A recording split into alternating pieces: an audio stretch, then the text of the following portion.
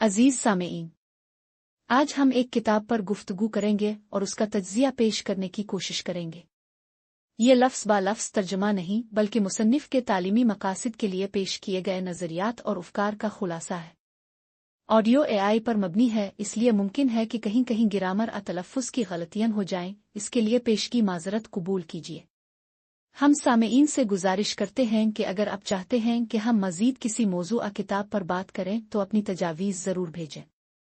आखिर में दरख्वास्त है कि इस चैनल और हमारी काविश को सब्सक्राइब और शेयर करें। शुक्रिया। तो आज हम थॉमस हॉब्स की मशहूर ज़माना किताब लिवियासन के कुछ अहम हिस्सों का गहराई से जायजा ले रहे हैं। जी। ये किताब 17वीं सदी के इंग्लिस्तान में लिखी गई खाना जंगी का बड़ा पुरआशोब दौर था। बिल्कुल। और इसमें रियासत, इंसानी फितरत, उन सब पर बड़े बुनियादी सवालात उठाए गए हैं। हमारा मकसद आज हॉब्स के मरकजी ख्यालात को समझना है। जी हाँ, और हॉब्स का ज़ाविया निगाह बड़ा मुनफरिद था। वो रियासत को देखते हैं एक मस्नूई इंसान के तौर पर। मस्नूई इंसान? हाँ, यानी एक ऐसी चीज जिसे इंसानों ने खुद बनाया है अपनी हिफाजत के लिए, अपनी बका के लिए। अच्छा। ये ख्याल ही बजाते खुद बहुत बड़ा था उस वक्त के लिए कि रियासत कोई खुदा की देन नहीं बल्कि इंसान की अपनी तख्लीक है। ये मस्नूई इंसान वाली बात तो वाकई दिलचस्प है। तो हॉब्स इसकी तफसील कैसे बताते हैं? इसके हिस्से क्या हैं? देखें, हॉब्स के मुताबिक ना, इस मस्नूई जिस्म की जो रूह है वो है हाकिमियत, यानी सॉवरेनिटी। ठीक है। अफसरान वो गोया इसके जोड़ हैं और जज़ाओ सज़ा वो इसके आसाब हैं। और इस सब का मकसद अवाम की सलामती। लेकिन वो कहते हैं इस मस्नूई इंसान को समझने से पहले जरूरी है कि उसका मादा समझा जाए, यानी कि कुदरती इंसान। बिल्कुल। पहले इंसान को समझू, फिर रियासत को। और इंसान को समझने के लिए हॉब्स ने वो लातीनी मकूला इस्तेमाल किया है ना, नौसेती अपसुम। जी, अपने आप को पहचानो। हाँ, कि खुद को समझो तो दूसरों को समझोगे। वो कहते हैं कि ख्वाहिश, खौफ, उम्मीद, ये बुनियादी जज्बे सब में एक जैसे हैं। हाँ, बिल्कुल। हो सकता है हम सब अलग अलग चीज़ें चाहते हों या अलग अलग चीज़ों से डरते हों, लेकिन ये जज्बे खुद ये आलमगीर हैं। और ये खुद शनासी ये हुक्मरान के लिए खास तौर पर अहम है। बहुत ज़्यादा, ताकि वो सिर्फ चंद लोगों के तजुर्बात की बुनियाद पर फैसले ना करे, बल्कि पूरी इंसानियत की जो मुश्तरका नफ्सियात है उसको समझे। ये हुकूमत करने का एक अमली पहलू है। अच्छा, चलें इंसान के अंदरूनी निज़ाम पर आते हैं। हॉब्स हवास से शुरू करते हैं, राइट? हिस्स क्या है उनके नज़दीक? जी। उनके मुताबिक बस एक मैकेनिकी अमल है। बाहर की कोई चीज़ जिस्म पर दबाव डालती है और अंदर एक हरकत पैदा होती है, यही हिस्स है। और यहीं से वो तसव्वुर यानी इमेजिनेशन की बात करते हैं। बिल्कुल। तसव्वुर क्या है? वो उसी हिस्स का बाकी रह जाने वाला असर है। जब बैरूनी शे हट जाती है तो वो अंदरूनी हरकत फौरन ख़त्म नहीं होती बल्कि कमज़ोर पड़ती जाती है। इसी को वो कहते हैं ज़वाल पजीर हिस्स। अच्छा, तो यादाश्त भी यही हुई? हाँ, याददाश्त भी पुराना तसव्वुर ही है। और ख्वाब, वो भी अंदरूनी जिस्मानी हरकत की वजह से जागने वाले पुराने तसव्वुरात हैं। यानी कोई पुरस्कार बात नहीं? हॉट्स के लिए तो नहीं। वो तोहमात जैसे भूत प्रेत वगैरह उनको भी इसी तरह रद्द करते हैं। कहते हैं कि ये अक्सर नींद में या शदीद जज्बात में ख्वाब और हकीकत को गिड़मिट करने से पैदा होते हैं। अच्छा, अब आते हैं गुफ्तगू पर। स्पीच हॉब्स इसे बहुत अहमियत देते हैं। बहुत ज्यादा। वो इसे इंसान की अजीम तरीन ईजाद कहते हैं। इसके बगैर ना मुआशरा बन सकता है, ना कोई मुआहदा, ना अमन। फायदे तो जाहिर हैं, ख्यालात को लिख लेना, दूसरों को सिखाना, मिलकर काम करना। जी, लेकिन वो उसके खतरात से भी आगाह हैं। गलत बयानी, धोखाधही, गलत फहमी फैलाना, ये सब भी गुफ्तगू से ही मुमकिन है। और यहाँ एक बहुत ही अहम नुक्ता आता है अक्ल के बारे में। जी हाँ, हॉब्स के नज़दीक अक्ल जो है ना, रीज़न, वो गुफ्तगू पर मुनसर है, ख़ास तौर पर वाज़े तारीफ़ात पर। अच्छा, वो कैसे? वो कहते हैं अक्ल असल में नामों के नताइज को जमा या तफरीक करने का अमल है, हिसाब किताब की तरह। अगर आपके पास अल्फाज की सही तारीफें ही नहीं तो आप बहस कैसे करेंगे? आपकी सारी गुफ्तगू बेमानी हो जाएगी। तो गोया जबान के बगैर मुनज़्ज़म सोच मुमकिन नहीं? उनके मुताबिक नहीं। अल्फाज, वो कहते हैं, अक्लमंदों के लिए गिनती के मोहरों की तरह हैं जिनसे वो हिसाब लगाते हैं, जबकि बेवकूफ़ों के लिए वो दौलत की तरह हैं جن پر وہ فخر کرتے ہیں بغیر ان کی اصل قیمت جانے۔ یعنی عقل کوئی پیدائشی چیز نہیں، اسے محنت سے حاصل کرنا پڑتا ہے۔ جی بالکل، جیسے جیومیٹری سیکھی جاتی ہے، یہ تجربے سے آنے والی سمجھ بوجھ جسے وہ پروڈنس کہتے ہیں اس سے مختلف چیز ہے۔ سائنس وہ عقل اور تعریفات پر مبنی ہے۔ ٹھیک ہے، اب جذبات کی طرف چلتے ہیں، پیشنز۔ جی، ہابس کہتے ہیں کہ تمام رضاکارانہ حرکات یعنی جو ہم اپنی مرضی سے کرتے ہیں ان کی شروعات ایک اندرونی کوشش، ایک انڈیور سے ہوتی ہے۔ کوشش؟ ہاں، ایک ہلکی سی اندرونی حرکت۔ اگر یہ حرکت کسی چیز کی طرف ہو تو وہ خواہش یعنی ایپیٹائٹ یا ڈیزائر ہے۔ اگر کسی چیز سے دور ہٹنے کی طرف ہو تو وہ نفرت یعنی اورژن ہے۔ محبت اور نفرت بھی اسی سے نکلتے ہیں؟ جی، وہ انہی کی شکلیں ہیں۔ اور اسی بنیاد پر وہ خیر و شر یعنی گڈ اور ایول کی بھی وضاحت کرتے ہیں، جو کافی متنازع ہے۔ ہاں بالکل، ان کے نزدیک خیر و شر اضافی چیزیں ہیں، مطلب کوئی شے بذات خود اچھی یا بری نہیں ہوتی۔ تو پھر کیا ہوتا ہے؟ یہ فرد کی خواہش یا نفرت پر منحصر ہے۔ جو چیز مجھے پسند ہے وہ میرے لیے خیر ہے، جس سے مجھے نفرت ہے وہ شر ہے۔ لیکن معاشرے میں؟ ہاں، یہ اہم ہے۔ جب ریاست قائم ہو جاتی ہے تو پھر حاکم کا قانون طے کرتا ہے کہ کیا خیر ہے اور کیا شر۔ یہ ان کے سیاسی نظریے کا ایک آپ کہہ لیں ستون ہے۔ اور باقی جذبات؟ امید، مایوسی، خوف؟ وہ سب انہی بنیادی خواہشات اور نفرتوں کے مختلف امتزاج یا پہلو ہیں۔ امید یعنی مستقبل میں خیر کی توقع، خوف یعنی مستقبل میں شر کا اندیشہ، یہاں تک کہ ارادہ، ول، وہ بھی غور و فکر کے عمل میں جو آخری خواہش یا نفرت غالب آتی ہے وہی ہے۔ آخر میں وہ ذہنی صلاحیتوں کی بات کرتے ہیں، ذہانت وغیرہ کی۔ جی، فطری ذہانت، نیچرل وٹ، ان کے نزدیک تیز تصور اور چیزوں پر غور کرنے کی مستقل مزاجی کا نام ہے۔ قوت فیصلہ، ججمنٹ، یعنی تصورات میں فرق کرنے کی صلاحیت، یہ بھی اہم ہے۔ اور ذہانت میں جو فرق ہوتا ہے لوگوں میں؟ دلچسپ بات یہ ہے کہ ہابس اسے بھی جذبات سے جوڑتے ہیں، یعنی کسی میں طاقت یا گولت یا علم حاصل کرنے کی خواہش کتنی شدید ہے اس سے اس کی ذہنی توجہ اور صلاحیت پر فرق پڑتا ہے۔ تو جذبات ضروری ہیں؟ ہاں، لیکن توازن میں۔ جذبات کی کمی وہ کہتے ہیں سستی پیدا کرتی ہے، اور ان کی زیادتی وہ جنون یعنی میڈنس کا باعث بن سکتی ہے۔ اور وہ جنون کو مافوق الفطرت چیز نہیں سمجھتے؟ نہیں، وہ اسے شدید جذبات کا نتیجہ قرار دیتے ہیں۔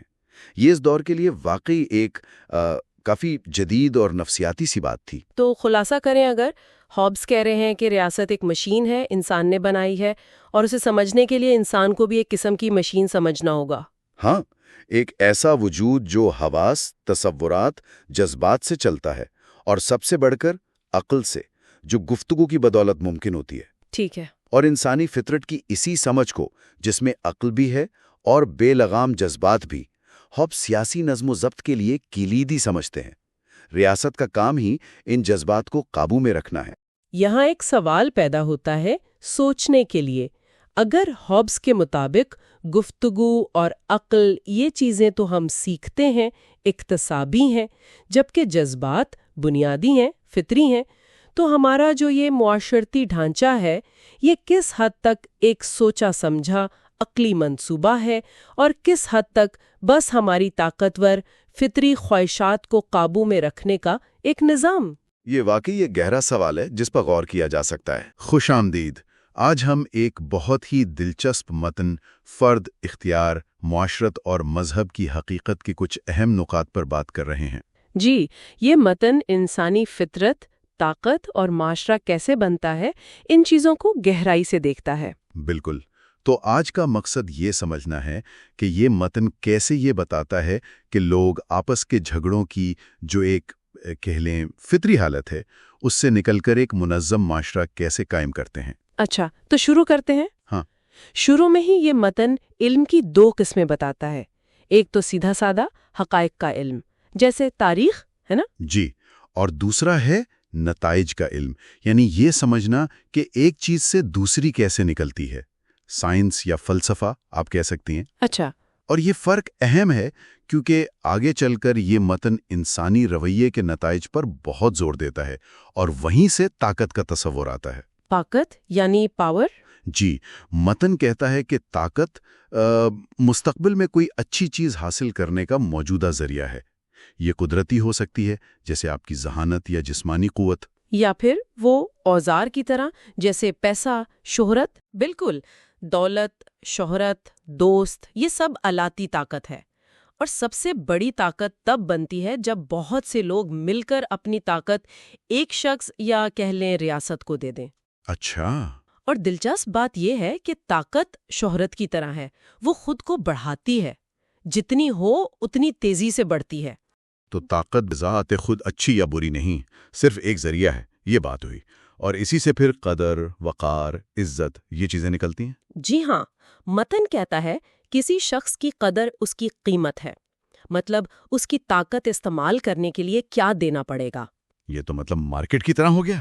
ایک طرح سے یہ کوئی مستقل چیز نہیں بلکہ دوسروں کی ضرورت اور فیصلے پر منحصر ہے۔ اور عزت دینا دراصل اسی قدر کا اظہار ہے جو ہم ایک دوسرے کو دیتے ہیں۔ اور عوامی سطح پر جو قدر ہو وہ وقار کہلاتی ہے۔ جی بالکل، کسی کی بات ماننا، تحفے دینا، تعریف کرنا، یہ سب عزت دینے یعنی اس کی طاقت کو تسلیم کرنے کے طریقے ہیں۔ یہ سب سماجی تعلقات کی بنیاد ہے۔ اچھا، اب آتے ہیں انسانی فطرت پر۔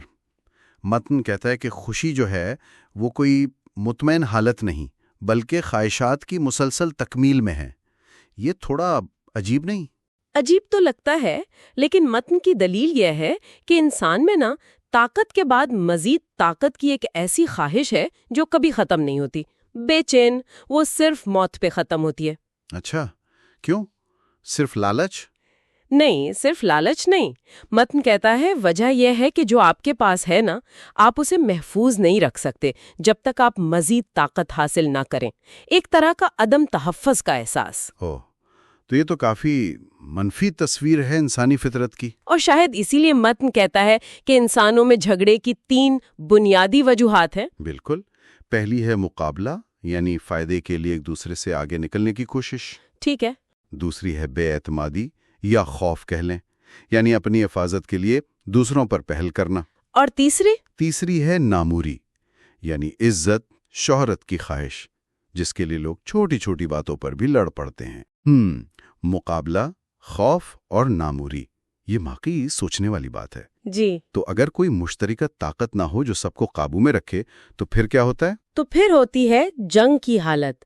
متن اسے فطری حالت کہتا ہے، ہر انسان کی ہر انسان سے جنگ۔ اللہ! ایسی حالت میں کوئی ترقی نہیں ہوتی، نہ صنعت، نہ ثقافت، نہ علم، نہ معاشرہ، بس ہر وقت خوف اور پرتشدد موت کا خطرہ۔ زندگی، وہ مشہور جملہ ہے تنہا، غریب، گھٹیا، وحشیانہ اور مختصر ہوتی ہے۔ بڑی خوفناک تصویر ہے۔ تو اس حالت سے نکلا کیسے جائے؟ کیا انسان بس اسی میں پھنسا رہتا ہے؟ نہیں، متن کہتا ہے کہ عقل راستہ دکھاتی ہے۔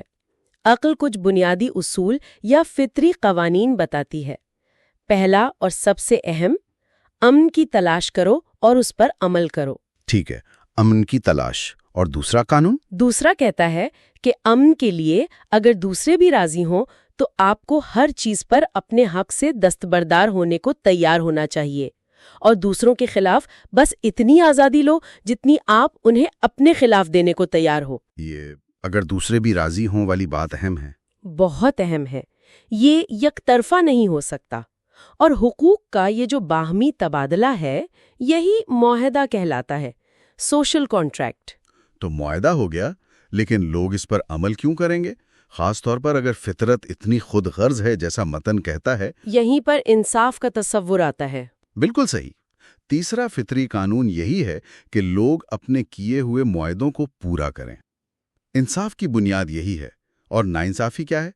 معاہدے کو توڑنا۔ اچھا، جہاں کوئی معاہدہ نہیں وہاں کوئی ناانصافی نہیں، لیکن صرف قانون کافی نہیں، ٹھیک؟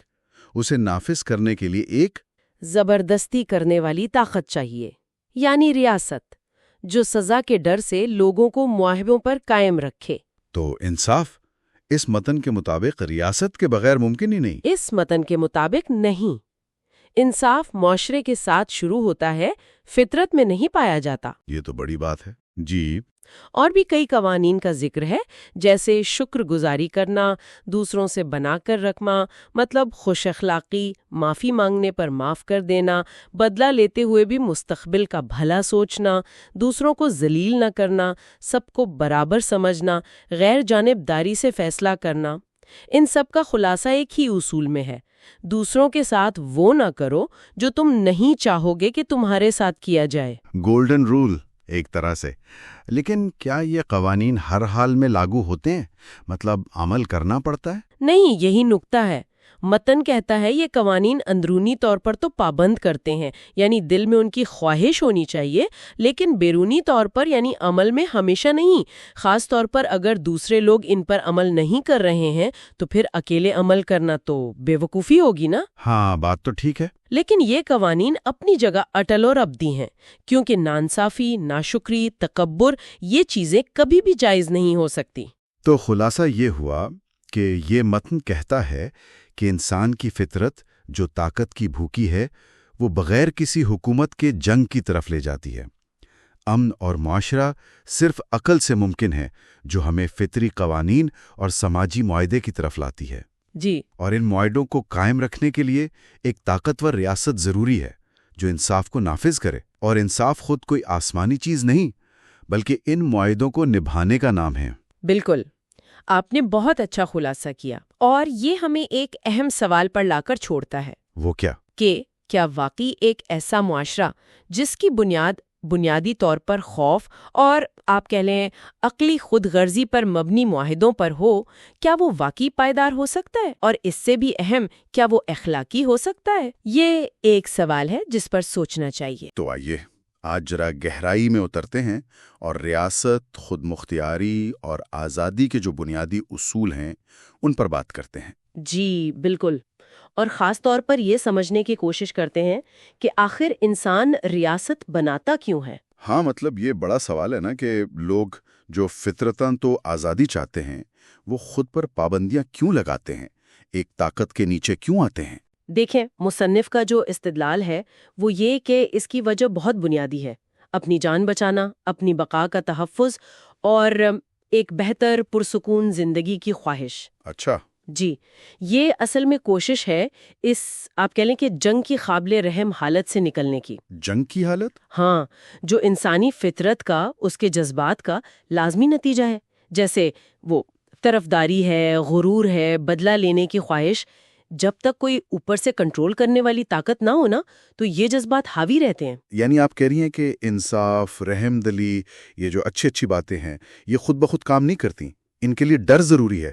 بالکل، مصنف کے نزدیک تو یہی ہے۔ ان قوانین پر عمل کروانے کے لیے ایک طاقت کا خوف، اس کا ڈر لازمی ہے۔ وہ تو صاف کہتے ہیں کہ عہد نامہ تلوار کے بغیر محض الفاظ ہیں۔ صرف الفاظ؟ جی، ان میں کوئی طاقت نہیں کہ وہ کسی کو محفوظ رکھ سکیں، تو وہ خوف ہی اصل چیز ہے۔ اچھا، تو پھر یہ جو مشترکہ طاقت ہے، یہ ریاست، یہ قائم کیسے ہوتی ہے؟ لوگ کیسے اکٹھے ہوتے ہیں؟ اس کا ایک ہی راستہ بتایا گیا ہے، وہ ہے ایک معاہدہ۔ معاہدہ؟ جی، مگر یہ عام معاہدہ نہیں ہے، یہ حکمران اور عوام کے بیچ نہیں ہے، یہ عوام آپس میں کرتے ہیں۔ ہر فرد ہر دوسرے فرد سے گویا یہ کہتا ہے کہ میں اپنا حق حکمرانی اس شخص کو دے رہا ہوں۔ ہاں بالکل، میں اپنے اوپر حکومت کرنے کا حق اس شخص یا اسمبلی کو دیتا ہوں، لیکن شرط یہ ہے کہ تم بھی اپنا حق اسی طرح اسے دے دو اور اس کے ہر عمل کو تسلیم کرو۔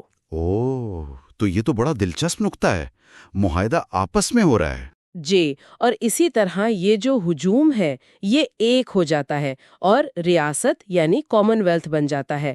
یہی وہ عظیم لیوایتھن ہے۔ لیوایتھن یعنی وہ طاقتور وجود جو سب کو کنٹرول کرتا ہے۔ بالکل، جس کا کام ہے امن قائم رکھنا اور دفاع کرنا۔ جو اس طاقت کا مالک ہے وہ خود مختار یعنی سوورن کہلاتا ہے، اور باقی سب اس کی رعایا سبجیکٹ ہیں۔ ٹھیک ہے، تو پھر اس خود مختار کے جسے ساری طاقت سونپ دی گئی، اس کے حقوق کیا ہیں، اختیارات کیا ہیں؟ اختیارات تو بہت وسیع ہیں اور ناقابل تقسیم ہے، مطلب انہیں بانٹا نہیں جا سکتا۔ اچھا، مثلاً؟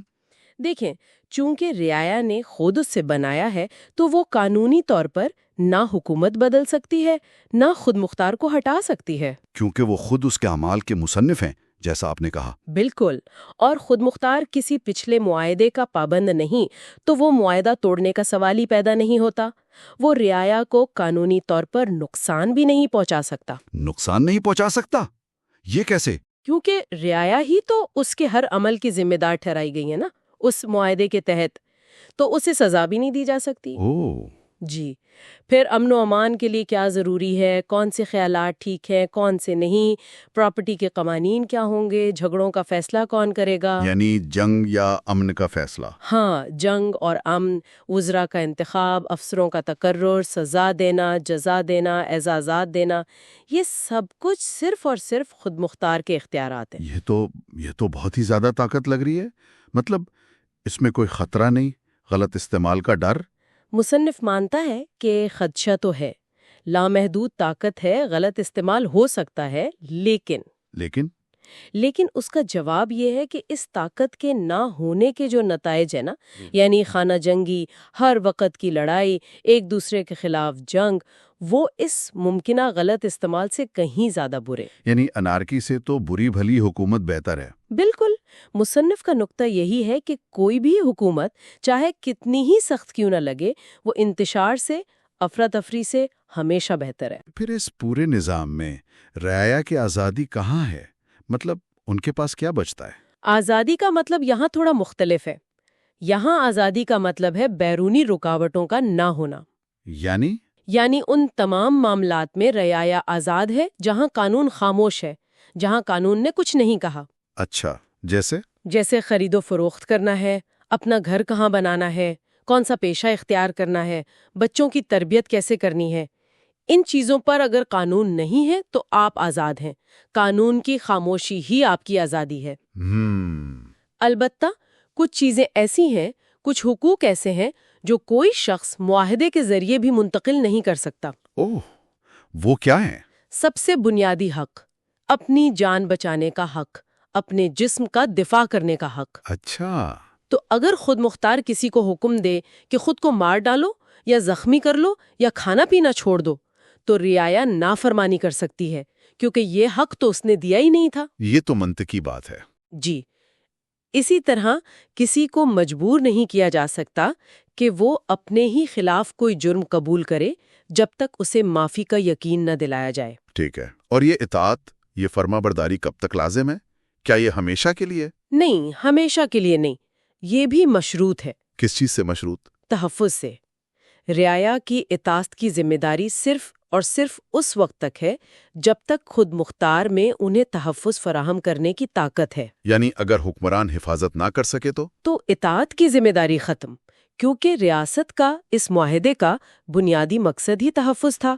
اگر وہ مقصد ہی پورا نہیں ہو رہا تو معاہدہ بھی گویا ختم ہو گیا۔ تو خلاصہ اگر کریں تو بات یہ ہوئی کہ امن اور تحفظ حاصل کرنے کے لیے ایک تقریباً مطلق العنان قسم کی طاقت ضروری ہے۔ جی ہاں، مصنف کے نزدیک تو یہی ہے۔ اور رعایا کی آزادی بس وہیں ہے جہاں قانون کچھ کہتا نہیں، یا پھر جہاں ان کی زندگی کا بنیادی سوال آ جائے۔ بالکل، پیغام بہت واضح ہے کہ حکومت کی جو تکلیفیں ہیں وہ انتشار اور خانہ جنگی کی تباہی کے مقابلے میں کچھ بھی نہیں۔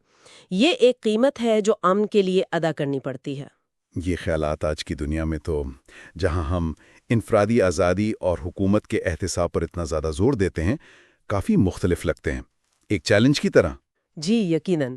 کیا ہم واقعی وہ توازن تلاش کر پائے ہیں جس کی بات ہوتی ہے؟ یعنی مطلق طاقت اور مکمل انتشار کے درمیان کوئی راستہ؟ یا یہ کشمکش آج بھی ویسے ہی موجود ہے جس سے معاشرے نبردآزما ہیں؟ یہ سوال یقیناً سوچنے پر مجبور کرتا ہے۔ آج ہم ایک بہت ہی اہم اور کلاسک فلسفیانہ متن کی گہرائی میں جا رہے ہیں۔ مقصد یہ ہے کہ ریاست یعنی کامن ویلتھ کے نظام کو سمجھا جائے، خاص طور پر حاکم اعلیٰ سوورن کا کردار کیا ہے، اس کی طاقت، ذمہ داریاں، ان سب پر بات کریں گے۔ یہ وہ بنیادی سوالات ہیں جو آج بھی میرا خیال ہے بہت اہم ہے۔ جی ہاں، بالکل۔ اور اس گفتگو کا مقصد صرف یہ دہرانا نہیں کہ متن میں کیا لکھا ہے، بلکہ یہ واضح کرنا ہے کہ اس نظریے کے مطابق ایک چلتی ہوئی ریاست کی بنیاد کیا ہوتی ہے۔ مطلب حاکم اعلیٰ کی طاقت آتی کہاں سے ہے، اس پر ذمہ داریاں کیا عائد ہوتی ہیں، اور یہ جو شہری قانون ہیں، سول لاز، یہ اصل میں ہیں کیا چیز، کیوں ضروری ہیں۔ میرے خیال میں یہ ہمیں ریاست اور فرد کے رشتے کو سمجھنے میں کافی مدد دے گا۔ صحیح۔ تو پھر شروع کرتے ہیں باب 24 سے۔ یہ ریاست کی بقا اور وسائل کے بارے میں ہے، جسے متن میں غذائیت کہا گیا ہے۔ کہا یہ گیا ہے کہ ریاست کی زندگی کا انحصار وسائل کی فراوانی اور ان کی تقسیم پر ہے، اور یہ وسائل زمین اور سمندر سے ملتے ہیں۔ یہ تو کافی بنیادی بات لگتی ہے تو بنیادی، لیکن یہاں جو ملکیت یعنی پراپرٹی کا تصور ہے وہ بہت اہم ہے۔ اس متن کے مطابق ملکیت کوئی قدرتی چیز نہیں ہے۔ اچھا؟ جی نہیں، اسے حاکم اعلیٰ بناتا ہے قانون کے ذریعے۔ وسائل کو تقسیم کرنے کا اختیار صرف اسی کا ہے۔ ریاست نہ ہو تو بس طاقت کی حکمرانی ہوتی ہے، جس کا جو جی چاہے چھین لے۔ وہ ملکیت نہیں، وہ تو ایک طرح کی جنگ ہے۔ قانون اس غیر یقینی صورتحال کو ختم کرتا ہے، ملکیت کو ممکن بناتا ہے، محفوظ بناتا ہے، اور یہ حاکم اعلیٰ کی طاقت کا ایک، آپ کہیں، بڑا ثبوت ہے۔ یہ واقعی ایک الگ زاویہ ہے کہ ملکیت ریاست کی دین ہے۔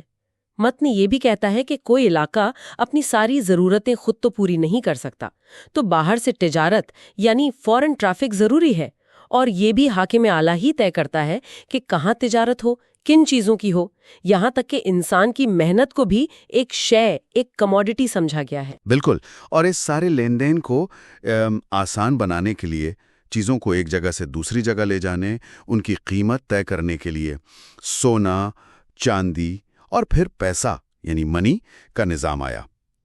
متن میں پیسے کو ریاست کے جسم میں دوڑتے ہوئے خون کی طرح کہا گیا ہے۔ اچھا۔ جی، جو ہر حصے تک پہنچ کر اس کی پرورش کرتا ہے، یہ پوری معیشت کو چلاتا ہے، اور اس پر کنٹرول بھی حاکم اعلیٰ کا ہے۔ تو ٹھیک ہے، وسائل اور معیشت کا انتظام حاکم اعلیٰ کے پاس ہے، لیکن ان انتظامات کو چلانے والے اصول وہ کیا ہے؟ یہاں ہم باب 26 یعنی شہری قوانین کی طرف آتے ہیں۔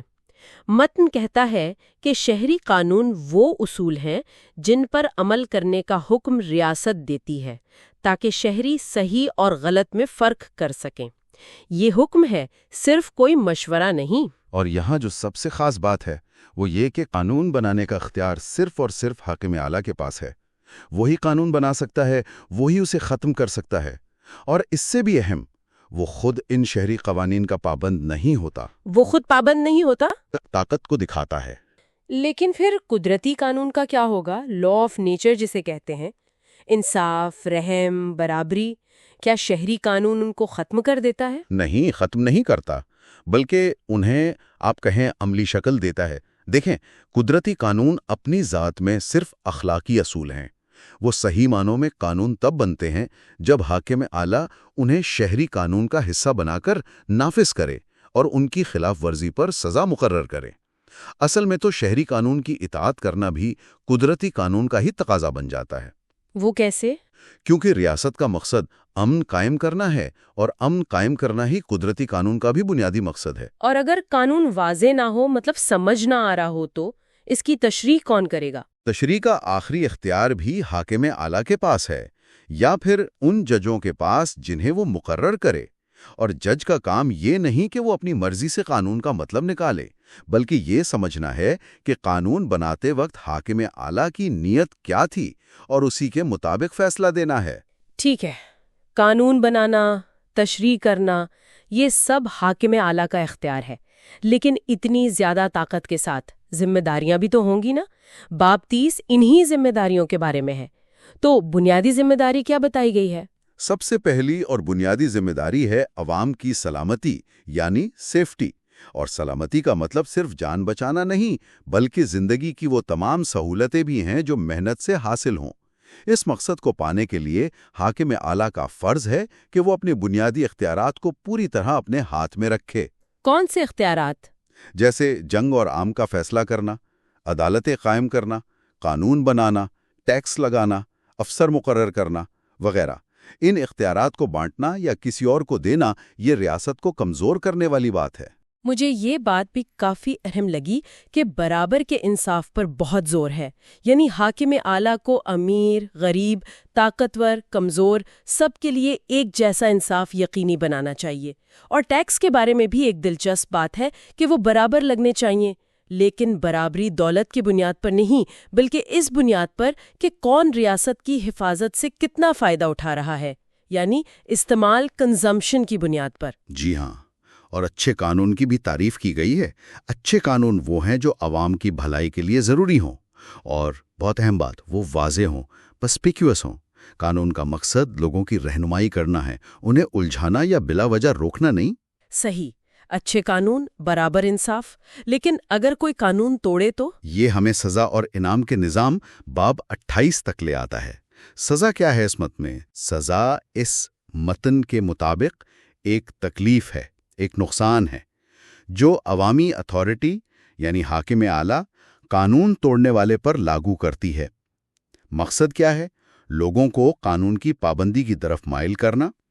اور اہم بات یہ ہے کہ سزا دینے کا حق صرف حاکم اعلیٰ کو ہے، کوئی عام آدمی خود سے سزا نہیں دے سکتا۔ اور سزا کا مقصد کیا صرف بدلہ لینا ہے؟ نہیں، بدلہ نہیں، مقصد مستقبل کو دیکھنا ہے۔ یعنی ایک تو مجرم کی اصلاح ہو اور دوسرا باقی لوگوں کو عبرت ہو تاکہ وہ باز رہیں۔ اسی طرح انعام کا مقصد ہے ریاست کی خدمت کرنے والوں کی ہمت بڑھانا۔ سزا اور انعام آپ کہہ سکتے ہیں وہ اعصاب ہیں جن سے حاکم اعلیٰ پوری ریاست کو چلاتا ہے۔ تو اگر ہم اس ساری بات چیت کو سمیٹیں تو اس کلاسک متن کا خلاصہ یہ بنتا ہے کہ ایک مستحکم پرامن ریاست کے لیے ایک بہت طاقتور حاکم اعلیٰ ضروری ہے، جس کے پاس سارے اختیارات ہوں، اور وہ ان اختیارات سے عوام کی سلامتی، انصاف اور اچھے قوانین کو یقینی بنائے، اور اطاعت کے لیے سزا اور انعام کا نظام استعمال کرے۔ بالکل صحیح خلاصہ کیا آپ نے، لیکن یہیں وہ ایک بہت گہرا سوال بھی اٹھتا ہے جس پر یہ متن ہمیں سوچنے پر مجبور کرتا ہے کہ اگر حاکم اعلیٰ کے اختیارات اتنے زیادہ ہیں اور وہ خود شہری قانون سے بھی اوپر ہے، تو پھر اس بات کی کیا گارنٹی ہے کہ وہ خود قدرتی قانون یعنی انصاف اور برابری کی خلاف ورزی نہیں کرے گا؟ عوام کے حقوق کیسے محفوظ رہیں گے جب حاکم اعلیٰ پر کوئی قانونی روک ٹوک ہی نہیں؟ یہ وہ چیلنج ہے، وہ مشکل سوال ہے جو اس پورے نظام فکر کے دل میں موجود ہے۔ خوش آمدید۔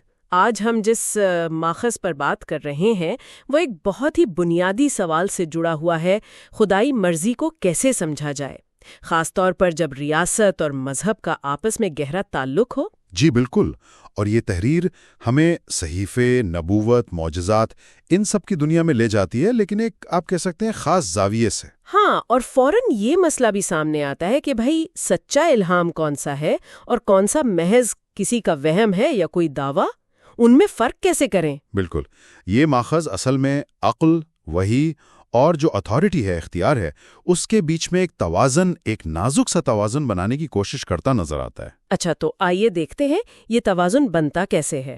سب سے پہلے تو یہ فطری عقل جو ہماری سمجھ بوجھ ہے اور تجربہ، ان کی اہمیت پر زور دیتا ہے۔ جی ہاں، کہتا ہے کہ یہ خدا کی دی ہوئی صلاحیتیں ہیں، انہیں ایک طرف نہیں رکھنا چاہیے۔ لیکن پھر بات آتی ہے مافاق الفطرت فہی کی، یعنی جو عقل سے بالاتر سمجھی جاتی ہے، وہاں معاملہ تھوڑا پیچیدہ ہو جاتا ہے۔ وہیں پر یہ ایک دلچسپ بات کرتا ہے، کہتا ہے کہ جب صحیفہ یعنی مقدس کتاب انسانی سمجھ سے آگے نکل جائے تو پھر فہم کو الفاظ کے سامنے قید کر دینا چاہیے۔ قید کر دینا یعنی سوچنا بند کر دیں؟ نہیں، مطلب یہ نہیں کہ سوچنا بند کر دیں۔ ماخذ واضح کرتا ہے کہ اس کا مطلب یہ نہیں کہ اپنی عقل کو کسی اور کی رائے کے تابع کر دو۔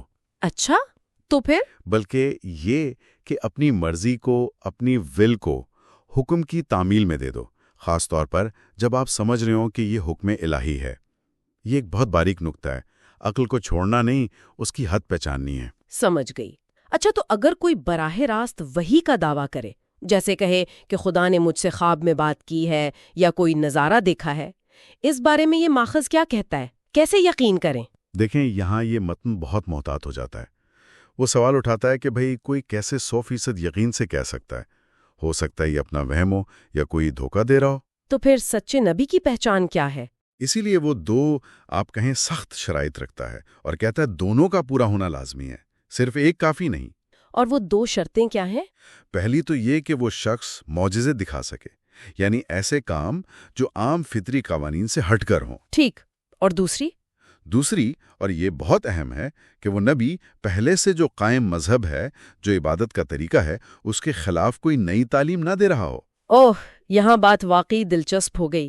یعنی اگر کوئی معجزات دکھا بھی دے لیکن وہ لوگوں کو مان لیجئے قائم نظام کے خلاف، بادشاہ کے خلاف یا مذہب کے اسٹیبلش طریقوں کے خلاف اکسا رہا ہو تو اس ماخذ کے مطابق وہ سچا نبی نہیں سمجھا جائے گا، بلکہ اسے ایک آزمائش سمجھا جائے گا، خدا کی طرف سے ایک ٹیسٹ۔ یہ ایک بڑا، آپ کہہ سکتے ہیں، سٹیٹمنٹ ہے جو اصل میں مذہبی اتھارٹی کو، اختیار کو مضبوط کرتا ہے۔ یعنی دلیل یہ ہے کہ خدا اپنے ہی بنائے ہوئے نظام میں تضاد پیدا نہیں کرے گا۔ بالکل۔ تو اگر براہ راست نبوت اتنی غیر یقینی چیز ہے، اور یہ متن یہ بھی کہہ رہا ہے کہ معجزات اب ختم ہو چکے ہیں، جو خود ایک متنازع بات ہو سکتی ہے، تو پھر ہدایت کہاں سے ملے گی؟ ہاں، تو اگر ہم اس کو بڑی تصویر میں دیکھیں تو یہ تحریر ہمیں سیدھا صحیفے کی طرف بھیجتی ہے۔ اسکرپچر کہتا ہے کہ اب یہی واحد قابل اعتماد رہنما ہے۔ ٹھیک ہے، صحیفہ۔ لیکن یہاں ایک اور، آپ کہیں، تہلکہ خیز موڑ آتا ہے۔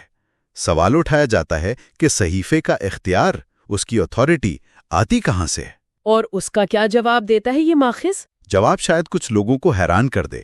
یہ متن دلیل دیتا ہے کہ صحیفے کا قانونی اختیار اصل میں حاکم اعلیٰ سے آتا ہے، یعنی ریاست کا جو سربراہ ہے۔ کیا مطلب، ریاست کا سربراہ؟ جی، جو اسے قانون کے طور پر نافذ کرتا ہے۔ رعایا کے لیے، یعنی عام لوگوں کے لیے، خدا کی بات جاننے کا مستند طریقہ اب جب براہ راست وہی نہیں ہے، یہ ہے کہ وہ اپنے حاکم کی، سوورن کی تشریح کی پیروی کریں۔ باپ رے، یہ تو سیاسی اختیار کو مذہبی سچائی کی تشریح میں بالکل مرکزی حیثیت دے رہا ہے۔ جی ہاں، یہ ریاست اور مذہب کے تعلق پر ایک بہت ہی خاص اور طاقتور موقف ہے۔ اور یہ متن تو خود صحیفے پر بھی تنقیدی نظر ڈالتا ہے نا، جیسے وہ تورات کی مصنفیت پر سوال اٹھاتا ہے کہ یہ موسیٰ کے بعد لکھی گئی۔ بالکل، جو یہ دکھاتا ہے کہ یہ صرف اندھی عقیدت پر مبنی تحریر نہیں، بلکہ ایک خاص قسم کی منطقی اور سیاسی دلیل بنا رہی ہے۔ خیر، اب ذرا معجزات کی بات کریں، جنہیں یہ کہتا ہے کہ اب ختم ہو چکے ہیں۔ ہاں، معجزہ ہے کیا اس کے مطابق؟ یہ معجزے کی تعریف یوں کرتا ہے: خدا کا کوئی ایسا حیران کن کام جو فطرت کے عام چلن سے ہٹ کر ہو، اور جس کا مقصد یہ ہو کہ خدا کے بھیجے ہوئے کسی خاص نمائندے کی تصدیق ہو جائے۔ اور یہ بھی کہتا ہے نا کہ کوئی چیز معجزہ لگتی ہے یا نہیں، یہ دیکھنے والے کی واقفیت پر بھی منحصر ہے۔ بالکل، جیسے مثال دی جاتی ہے کہ پہلی بار جب قوس قزح بنی ہوگی، وہ دیکھنے والوں کے لیے یقیناً ایک بڑا معجزہ ہوگا۔ آج ہمارے لیے شاید نہیں ہے۔ ٹھیک، اس سے ایک اہم سوال بھی جوڑتا ہے۔ جی؟ کیا جادوگر یا شعبدہ باز وہ بھی معجزے کر سکتے ہیں؟ نہیں، بالکل نہیں۔ یہ متن بہت سختی سے کہتا ہے کہ وہ جو کرتے ہیں وہ معجزہ نہیں، وہ محض دھوکہ دہی ہے۔ وہ لوگوں کی لا علمی، ان کی جہالت کا فائدہ اٹھاتے ہیں۔ حقیقی معجزہ صرف خدا کی قدرت سے ہوتا ہے۔ اور کسی بھی ایسے دعوے کو، چاہے وہ معجزے کا ہو یا نبوت کا، اسے قائم شدہ عقیدے اور حاکم اعلیٰ کے فیصلے کی روشنی میں پرکھنا ضروری ہے۔ جی، آخری فیصلہ اتھارٹی کا ہے۔ تو اس سب کا خلاصہ کیا نکلا؟ یوں لگتا ہے کہ یہ ماخذ ہمیں کہہ رہا ہے کہ بھائی، خدائی مرضی سمجھنی ہے تو اپنی عقل استعمال کرو، صحیفے پر بھروسہ کرو، لیکن صحیفے کی وہ تشریح جو حاکم اعلیٰ کرے اور جو براہ راست الہام کے دعوے ہیں، ان سے ذرا بچ کے رہو اور قائم شدہ مذہبی اور سیاسی اختیار کو مانو۔ جی ہاں، موٹے طور پر خلاصہ یہی ہے۔ اور یہ آپ دیکھیں، ہمیں آج کے دور کے لیے بھی ایک بڑے غور طلب نقطے پر چھوڑ جاتا ہے۔ وہ کیا؟ آج کل جہاں معلومات کا ایک سیلاب ہے، ہر طرف سے سچائی کے دعوے ہو رہے ہیں، وہاں یہ تاریخی متن ہمیں سوچنے پر مجبور کرتا ہے کہ اختیار، ثبوت اور جو ہماری اپنی ذاتی سمجھ بوجھ ہے، ان کا آپس میں کیا تعلق ہے۔ کیا سچائی تک پہنچنے کے لیے قائم شدہ اداروں پر انحصار کرنا ناگزیر ہے، جیسا یہ متن کہہ رہا ہے، یا پھر ذاتی تحقیق، تنقیدی سوچ، ضمیر کی آواز، ان سب کی بھی کوئی جگہ ہے، خاص طور پر تب جب یہ ادارے خود متنازع ہو سکتے ہیں؟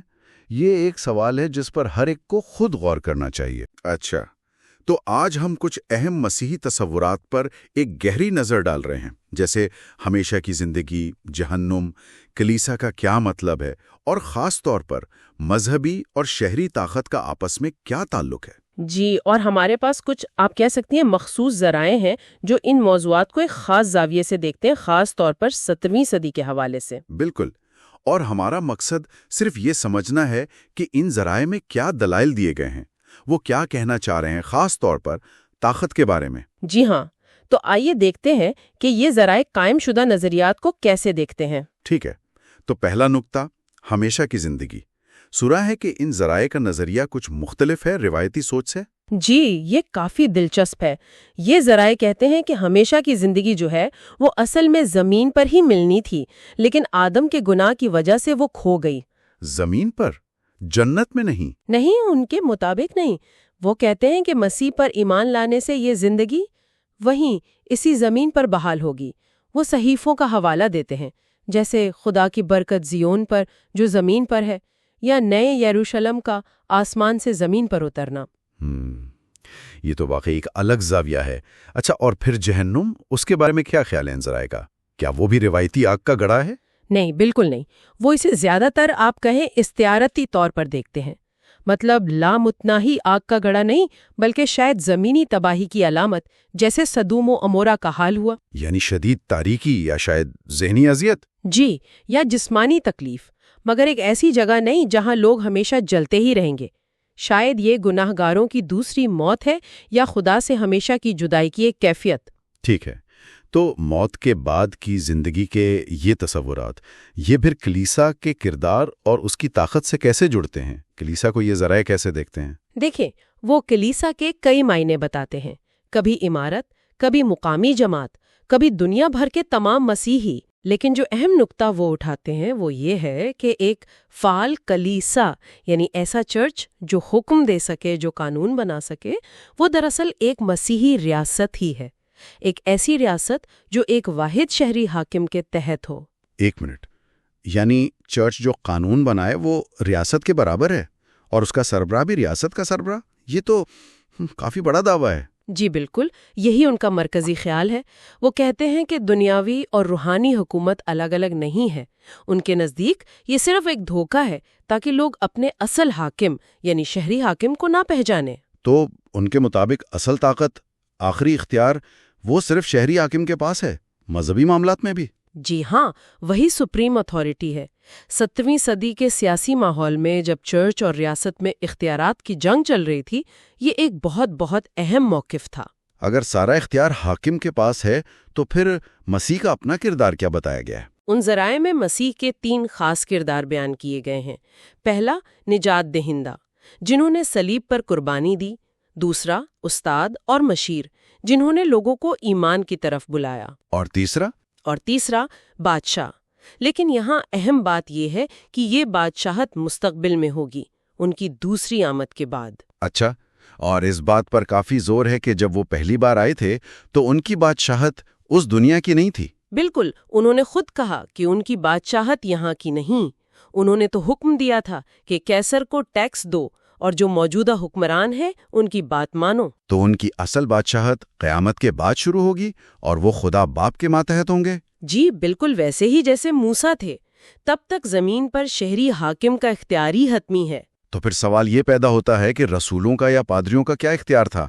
اگر قانون بنانے کا اختیار حاکم کے پاس تھا، کیا وہ صرف مشورہ دے سکتے تھے؟ بنیادی طور پر ہاں۔ ان کا کام تھا تبلیغ کرنا، تعلیم دینا، بپتسمہ دینا، لوگوں کو قائل کرنا۔ ان کے پاس کوئی قانونی طاقت نہیں تھی کہ وہ زبردستی کچھ کروا سکیں۔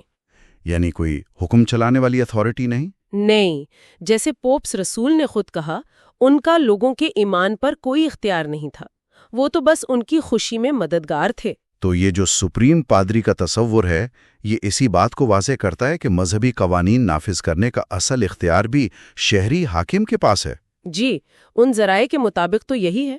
مسیحی ریاست میں شہری حاکم ہی سپریم پادری ہے۔ اسی کو حق ہے کہ وہ صحیفوں کو قانون کا درجہ دے اور دوسرے پادریوں کو مقرر کرے۔ اور پوپ کے بارے میں کیا خیال ہے ان کا؟ کیا وہ پوری مسیحی دنیا کے سربراہ نہیں؟ ان دلائل کے مطابق نہیں۔ پوپ کا اختیار صرف اس کے اپنے علاقے، اس کی اپنی ریاست تک ہے۔ اگر کسی دوسری ریاست میں اسے کوئی اختیار استعمال کرنا ہے تو وہ وہاں کے شہری حاکم کی اجازت سے ہی ہو سکتا ہے، وہ عالمگیر سربراہ نہیں ہے۔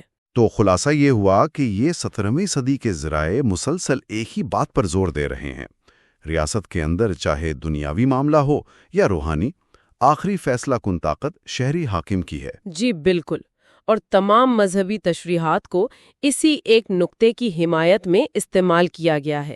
یہ اس زمانے میں طاقت کے توازن کو سمجھنے کے لیے بہت اہم ہے۔ اور یہیں پر ایک آخری غور طلب بات ذہن میں آتی ہے، طاقت کے اس طرح اکٹھا ہونے اور مذہبی اختیار پر یہ جو 17ویں صدی کی تشریحات ہیں، آج کے دور میں جب ہم چرچ اور ریاست کی علیحدگی کی بات کرتے ہیں، یہ نظریات کیسے لگتے ہیں؟ یہ ایک ایسا سوال ہے جو ہمیں ان پرانے دلائل کی آج کے زمانے میں اہمیت پر سوچنے پر مجبور کرتا ہے۔ بالکل، اس پر مزید سوچ بچار کی جا سکتی ہے۔ آج ہم کچھ ایسے ذرائع کو گہرائی سے دیکھ رہے ہیں جو مذہبی عقائد اور رسومات ان کی جڑوں پر روشنی ڈالتے ہیں، خاص طور پر یہ کہ صحائف کی تشریح کیسے بدلی اور کچھ پرانی غیر مذہبی روایتیں کیسے اثر انداز ہوئیں، جسے مصنف روحانی تاریکی کہہ رہا ہے۔ جی، اور ہماری آج کی بات چیت کا جو مرکز ہے وہ بنیادی طور پر لیوائتھن نامی کتاب کے کچھ حصے ہیں۔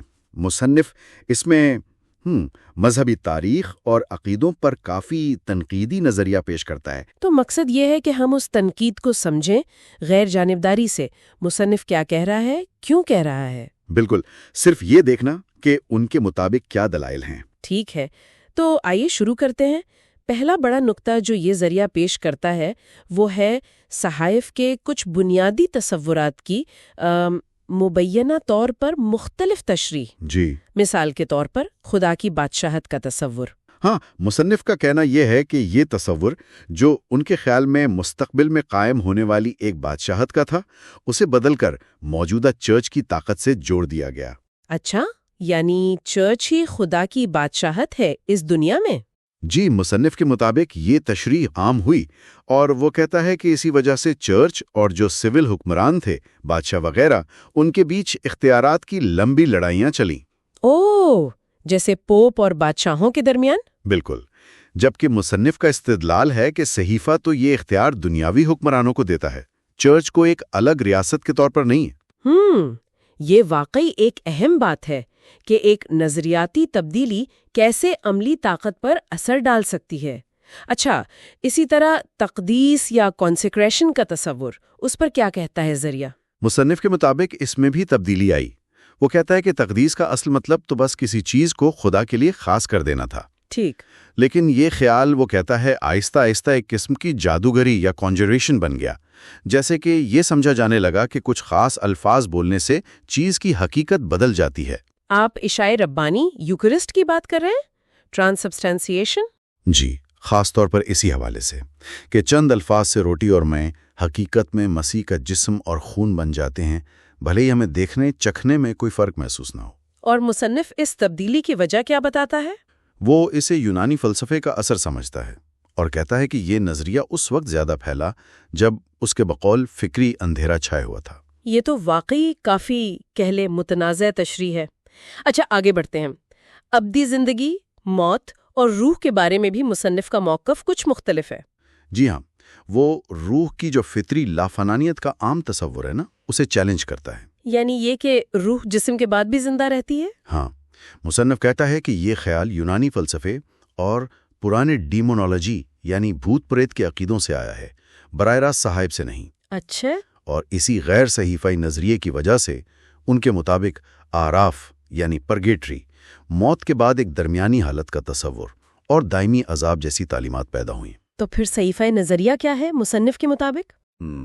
وہ دلیل دیتا ہے کہ صحیفے کے مطابق ابدی زندگی خدا کا فضل ہے جو صرف ایمانداروں کو قیامت کے دن ملے گا، یہ کوئی روح کا فطری حق نہیں ہے۔ تو گویا یونانی فلسفے کا کافی گہرا اثر رہا ان بنیادی عقائد پر مصنف کی نظر میں۔ اچھا، کیا عملی رسومات کے ساتھ بھی ایسا ہی ہوا؟ ذریعہ کچھ قبل از مسیحیت روایت کا بھی ذکر کرتا ہے۔ یقیناً، یہ مصنف کی تنقید کا دوسرا بڑا ستون ہے۔ وہ اسے غیر قوموں کی بقایا کہتا ہے۔ غیر قوموں کی بقایا یعنی وہ چیزیں جو مسیحیت سے پہلے کے مذاہب یا ثقافتوں سے آئیں. اس میں سب سے پہلے وہ ڈیمونالوجی یا بھوت پریت پر یقین کی بات کرتا ہے. اچھا. وہ کہتا ہے کہ قدیم یونانی سمجھتے تھے کہ خواب یا جو تصورات ذہن میں آتے ہیں وہ باہر سے آنے والی روحیں ہیں.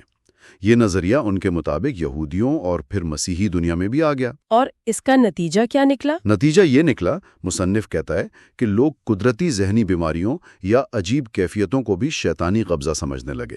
اور بت پرستی کے بارے میں کیا خیال ہے؟ کیا وہ اسے بھی ایک جاری روایت سمجھتا ہے؟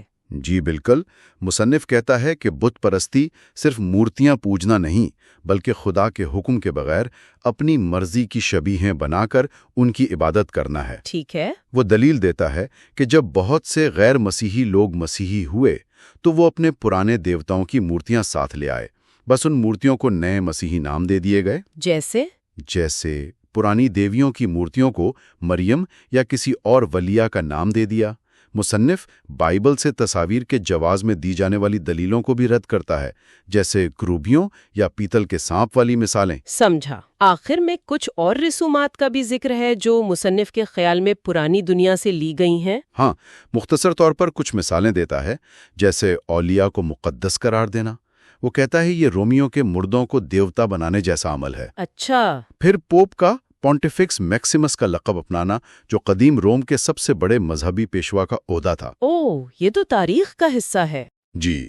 پھر تصاویر کے جلوس نکالنا، مقدس پانی کا استعمال، کچھ تہوار منانے کے انداز جیسے مے ڈے وغیرہ، ان سب میں وہ قدیم یونانی اور رومی اثرات دیکھتا ہے. تو ان سب باتوں کو ملا کر دیکھیں تو مصنف کا مرکزی پیغام کیا بنتا ہے؟ خلاصہ کیا ہے؟ بنیادی نقطہ یہ ہے ان ذرائع کے مطابق کہ اگر صحائف کی اصل تعلیمات سے ہٹا جائے، چاہے وہ تشریح بدلنے سے ہو یا باہر کی روایتوں کو اپنانے سے، تو اس سے الجھن پیدا ہوتی ہے. مصنف اسے روحانی تاریکی کہتا ہے، اور اس سے وہ کہتا ہے طاقت کے ایسے نظام اور ایسی رسمیں بن جاتی ہیں جو شاید اصل مذہب کے مقصد سے میل نہ کھاتی ہوں. یہ واقعی ایک سوچنے پر مجبور کرنے والا نقطہ نظر ہے. اور آج کے لیے اپنے سننے والوں کے لیے ہم یہ سوال چھوڑ جاتے ہیں، کسی بھی شخص کے لیے اپنے عقیدے میں جو بنیادی اصول ہیں اور جو چیزیں بعد میں وقت کے ساتھ تشریحات یا ثقافت کے اثر سے شامل ہوئیں، ان میں فرق کرنا کتنا ممکن ہے یا کتنا ضروری ہے، اور اس فرق کو سمجھنے کی کوشش کسی کے اپنے ایمان اور مذہبی اختیار کے تصور کو کیسے بدل سکتی ہے. خوش آمدید. آج ہم تھامس ہابس کی مشہور زمانہ کتاب لیوایتھن کے کچھ خاص حصوں پر بات کر رہے ہیں. جی. خاص طور پر وہ حصے جو بے بنیاد فلسفے اور افسانوی روایت سے جو ان کے خیال میں تاریکی پھیلتی ہے. اور اس سے کچھ لوگوں کو فائدہ پہنچتا ہے. بالکل. تو ہم سمجھنے کی کوشش کریں گے کہ ہابس کے دلائل کیا تھے، کہ کیسے بعض فلسفیانہ یا مذہبی نظریات سچائی کو چھپا کر طاقت کے ڈھانچوں کو آپ کہہ لیں مضبوط کرتے ہیں. جی ہاں، یہی ہمارا مقصد ہے. تو آئیے شروع کرتے ہیں کہ ہابس کے نزدیک فلسفہ ہے کیا. وہ اسے استدلال یعنی ریزننگ سے حاصل ہونے والا علم کہتے ہیں. ہاں، مطلب یہ تجربے سے یا صرف چیزیں یاد رکھنے سے الگ ہے. وہ کہتے ہیں کہ یادداشت تو جانوروں میں بھی ہوتی ہے، لیکن وجہ اور نتیجے کو جوڑنا یہ فلسفہ ہے. اچھا. اور اسی لیے وہ بے بنیاد فلسفے پر کافی سخت تنقید کرتے ہیں. بالکل. اس میں وہ سب کچھ ڈال دیتے ہیں جو ان کے مطابق صحیح تعریفوں اور دلیل پر مبنی نہ ہو، جیسے صرف کسی اتھارٹی کی بات مان لینا، کسی کتاب کی یا کسی پرانے فلسفی کی. جی، یا پھر مافوق الفطرت وحی کے دعوے، یا ایسی زبان استعمال کرنا جو سمجھ ہی نہ آئے، مبہم ہو. تو ان کے نزدیک یہ اصلی علم نہیں ہے؟ نہیں، وہ کہتے ہیں یہ یا تو صرف عقیدہ ہے یا پھر غلط فہمی. یہ بھی دلچسپ ہے کہ وہ فلسفے کے آپ کہیں باقاعدہ مطالعے کو ریاست یعنی کامن ویلتھ کے بننے اور فرصت لیجر سے جوڑتے ہیں. ہاں، کہ جب امن ہوا، لوگوں کو فارغ وقت ملا، تبھی تو یونان میں وہ اکیڈمی اور لائسیم جیسے ادارے بنے اور فلسفے پر کام ہوا. لیکن پھر وہ ان قدیم یونانی فلسفیوں پر بھی تنقید کرتے ہیں، ہے نا؟ اوہو، بہت زیادہ. ان کے قدرتی فلسفے کو تو وہ سیدھا سیدھا خواب کہتے ہیں.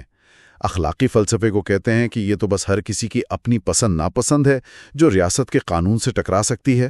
اور منطق کو وہ سمجھتے ہیں کہ یہ بس الفاظ کا کھیل ہے، گورکھ دھندا ہے، اور ارسطو کی مابعد الطبیعت یعنی میٹافزکس اس کو تو خاص طور پر کہتے ہیں کہ یہ بے معنی اور بالکل فضول ہے۔ یعنی وہ ٹھوس قابل مشاہدہ حقیقت پر زیادہ زور دے رہے تھے۔ جی بالکل، جو چیزیں مشاہدے میں نہ آ سکیں ان کے بارے میں فلسفہ بنانا انہیں بیکار لگتا تھا۔ اچھا، تو اگر یہ پرانے فلسفے اتنے بقول ان کے بے بنیاد تھے تو پھر یہ روحانی تاریکی کیسے پھیلی جس کا وہ ذکر کرتے ہیں؟ یہاں وہ اپنا وہ مشہور سوال پوچھتے ہیں، کوئی بونو، یعنی کس کو فائدہ ہوا؟ کس کو فائدہ ہوا؟ ان کا مرکزی خیال یہ ہے کہ کچھ مذہبی عقائد کو اس لیے جان بوجھ کر پھیلایا گیا کیونکہ ان سے کلیسا، چرچ، خاص طور پر پوپ کو زبردست طاقت ملی۔ یعنی یہ عقیدہ کہ چرچ ہی زمین پر خدا کی بادشاہت ہے۔ جی، اس سے پادریوں کو لوگوں پر حکومت کرنے کا ایک جواز مل گیا، دنیاوی طاقت مل گئی۔ اور یہ صرف کیتھولک چرچ کی بات نہیں، وہ کہتے ہیں پریسبیٹیرین پادریوں نے بھی، جو پروٹسٹنٹ تھے، اسی طرح کے دعوے اپنی طاقت بڑھانے کے لیے کیے۔ تو وہ کون سے خاص عقائد تھے جنہیں ہابس سمجھتے تھے کہ وہ اس طاقت کو قائم رکھنے میں مدد دیتے ہیں؟ کئی ایک تو پوپ کی خطا ناپذیری یعنی انفیلیبلٹی، کہ پوپ غلطی نہیں کر سکتا۔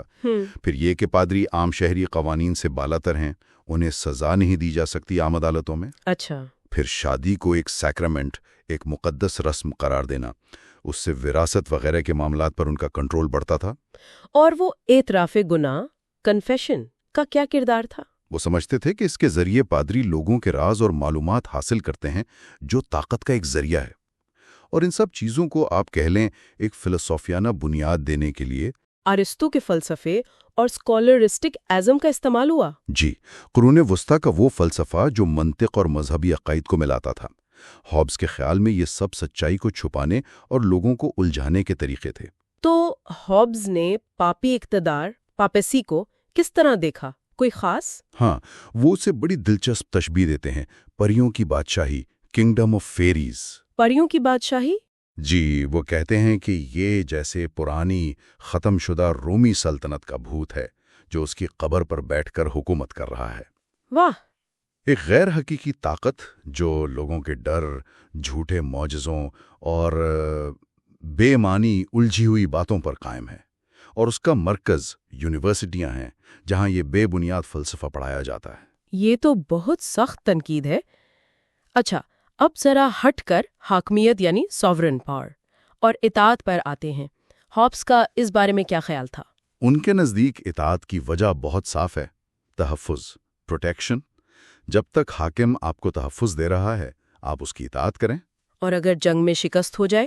تب بھی اصول وہی ہے، جب پرانا حاکم آپ کو بچا نہ سکے تو آپ نئے فاتح کی اطاعت قبول کر سکتے ہیں، اپنی جان اور امان کے بدلے۔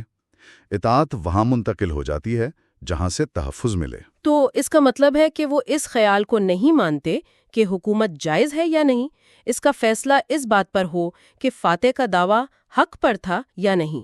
بالکل نہیں، وہ اس پر بہت تنقید کرتے ہیں کہ حکمرانوں کو ظالم یا ٹائرنٹ کہہ کر ان کے خلاف بغاوت کو جائز قرار دیا جائے۔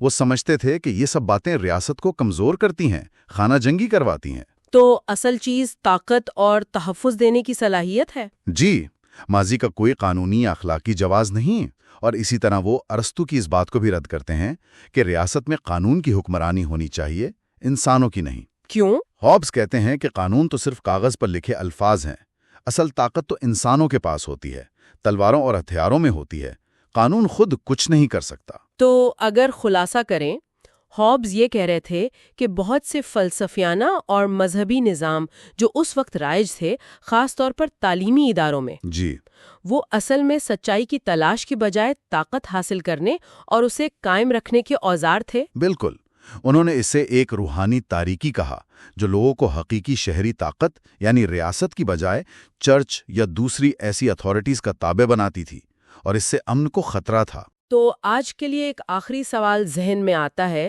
جو شاید سننے والے بھی سوچیں، کیا ہابس کی یہ جو تنقید ہے جو صدیوں پہلے کی گئی، کیا وہ آج بھی کسی نہ کسی شکل میں متعلقہ ہو سکتی ہے؟ کیا آج بھی ایسے نظریاتی نظام یا فلسفے ہو سکتے ہیں جو سچائی کو کسی خاص گروہ یا طاقت کے فائدے کے لیے دھندلا رہے ہوں؟